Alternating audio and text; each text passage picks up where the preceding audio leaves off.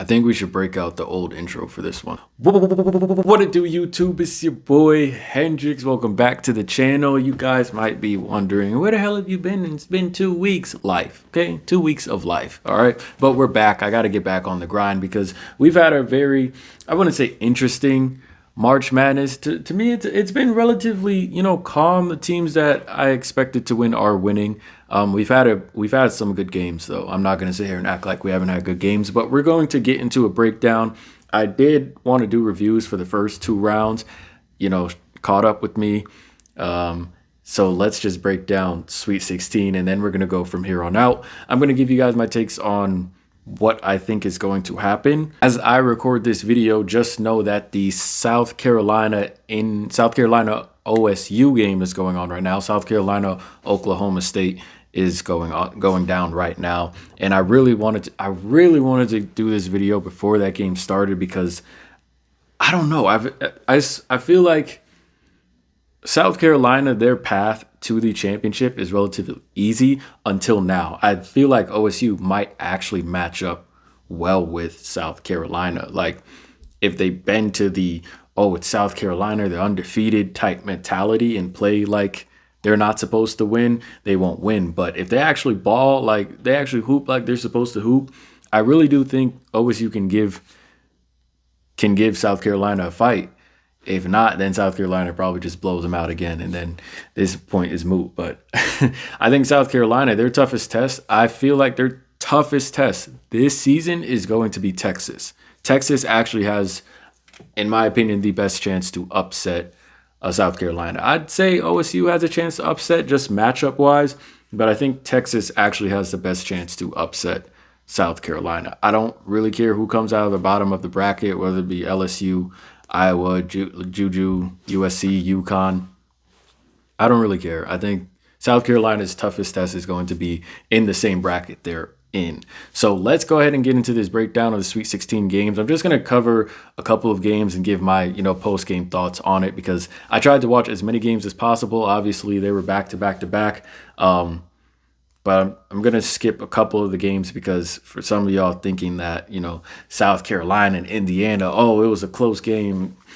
Yes, they won by 4, but the game was never close, okay? So there's a complete difference between when a team is actually trying and when a team is fucking around. And South Carolina, like just watching them and after watching them for a full season, I can tell when they're playing around and when they're not, okay? So South Carolina was never going to lose to Indiana, so let's get that off the board. Probably the most interesting, or one of the most interesting games, I think there were like 2 interesting games out of the Sweet 16, OSU versus Notre Dame. So like I said, OSU is playing right now, so, hopefully nothing I say actually comes back to bite me, but OSU versus Notre Dame, this was a really good game. This is a game actually that Notre Dame should have won, especially with a efficient shooting Sonny Citron.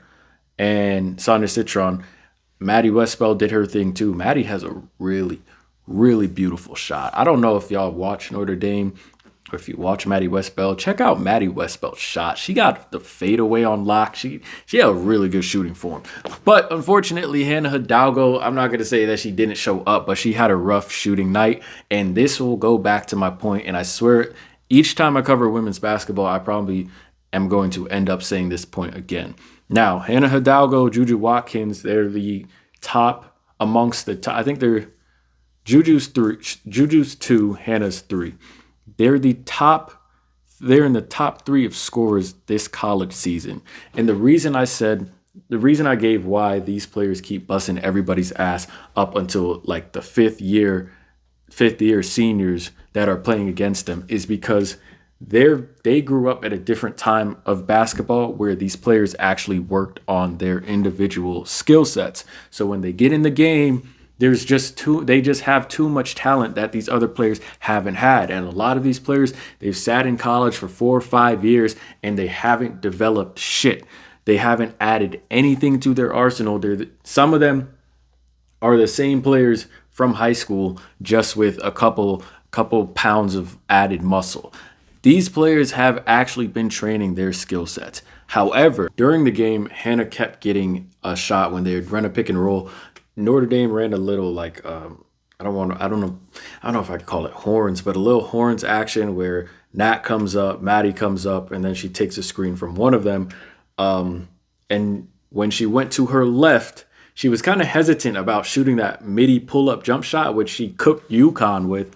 So I was kind of confused as to why she didn't want to shoot or was reluctant to shoot that shot. As the game went on and she saw that her shot wasn't dropping, she kind of became a little bit more hesitant. However, I noticed that the early hesitancy to her shooting that mid-range shot when she went to her left is because Hannah shoots going to her right.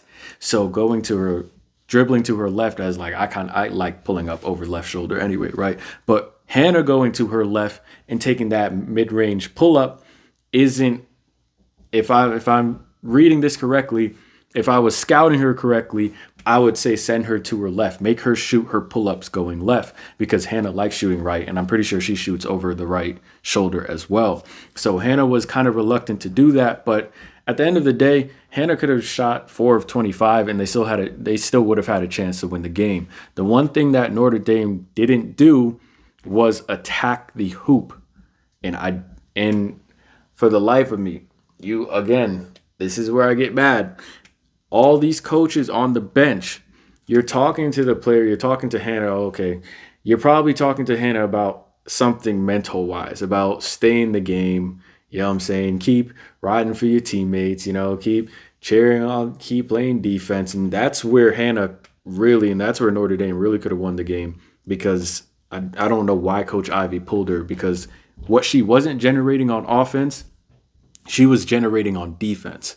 And I don't know if maybe it's just as the fan watching or maybe just as the player in me that's watching, there was so much defensive momentum that Hannah was creating for Notre Dame. That they were all playing great defense. It was a spell maybe in the third quarter where I think they finally took the lead, third or fourth quarter. There was so much defensive momentum from her picking up 94, that little trap they had. If they just had the the next pass covered, they probably would have had a couple of steals.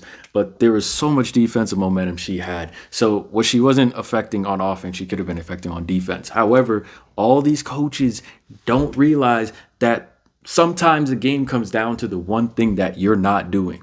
Meaning you could be splashing threes, other team could be splashing threes, you could be bricking threes, other team could be bricking threes. Y'all having a mid-range battle. It sometimes comes down to the shit that you're not doing that changes the game. There was one thing that Notre Dame wasn't doing during that game, and that was attacking the hoop. As soon as they started to attack, I think Sony went to the basket, got an and one. Hannah shied away after getting blocked by by Reagan Beers.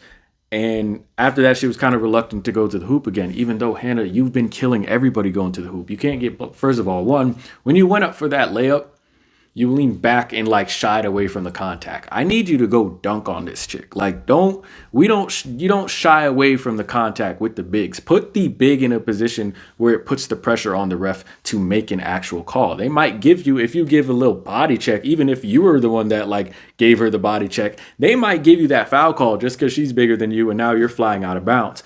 We don't shy away from bigs here. You got to go through the big, right? So Hannah gets reluctant to go to the basket, but that was the one thing Notre Dame needed to do in order to win this game. The bigs on OSU, they were having their way on offense. And I think part of the game plan should have been I'm trying not to forget her name. I believe stop Gardner. If Reagan Beers is working in the post, let Reagan Beers work in the post. You can get back a 2 because you're also a good or decent 3-point shooting team. So let Reagan take the 2.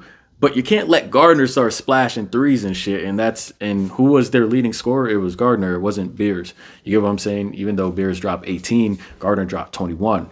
I think if you limited Gardner, you guys probably would have won the game. But that's my little breakdown on Notre Dame versus OSU. OSU played a really good game. Their stars showed up when they needed to. In terms of the nose ring situation and stuff like that, I don't know. I think her biggest swing in the game was the defensive momentum she was creating. So I don't know. Were those minutes proving valuable?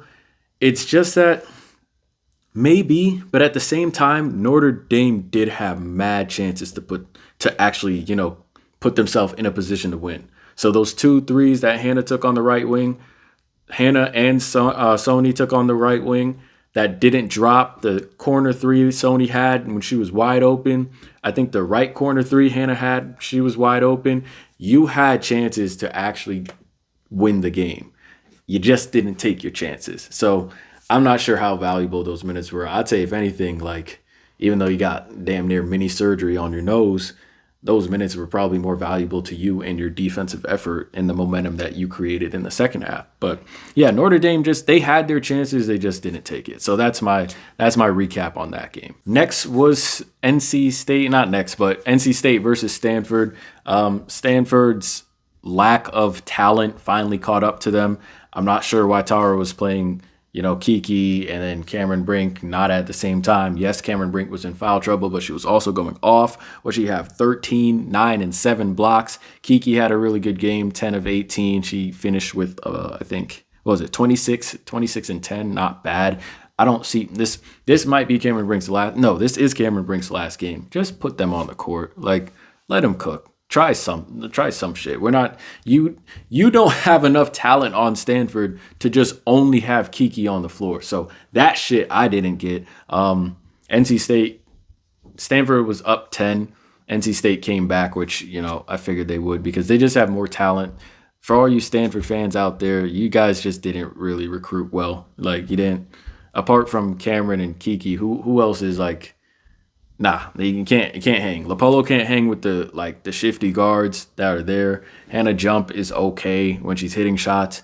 Stanford just didn't have enough. From the entire season, they didn't have enough. So for a team that only had 2 stars, they did pretty well. So shouts out to, Stanford, and shouts out to NC State. All right, like I said, South Carolina, Indiana, we're going to skip that game. And then Texas versus Gonzaga, we're going to skip that game too because no one should have had Gonzaga over Texas anyway. The most interesting games that happened, I believe, yesterday, LSU versus UCLA. That was a pretty good game. I was able to catch the second half of that game. A lot of stuff to say about LSU. That was definitely the Flau'jae game. I didn't get to watch a lot of LSU this season, but when I have to say, one of my key players, Anissa Morrow, after watching that game made me realize like the different IQ wavelength Anissa Morrow and Flau'jae Johnson can be on.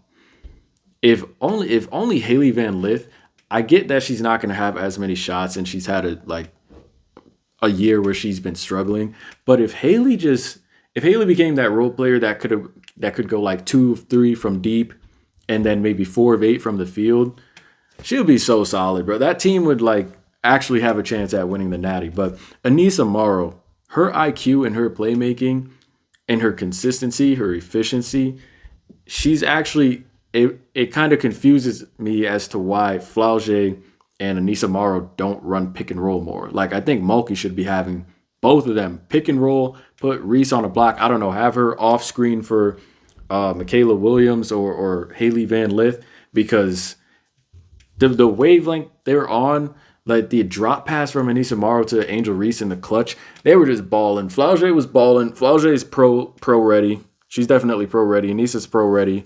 Angel had a good game. Angel plays like she knows the camera's on her, and that kind of annoys me. Because she just does like dumb shit for no reason. Like, why are you fouling out the game? I swear, Angel doesn't like playing. Why foul out of that game? Like, you're needed in that game. I get that you kind of had it wrapped up at that moment, and I think I think Betts missed the free throw, so it kind of ended up being a good foul. But why put yourself in that position? Just let her take the 2. You get what I'm saying? UCLA, they could have won that game.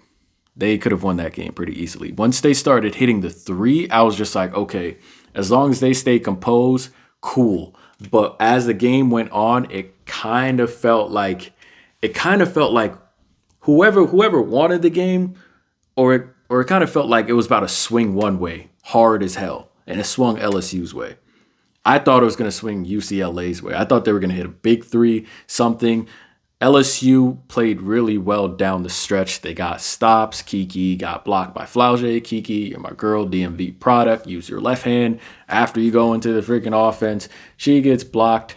UCLA gets away with a couple fouls, but LSU down the stretch, they made the winning plays.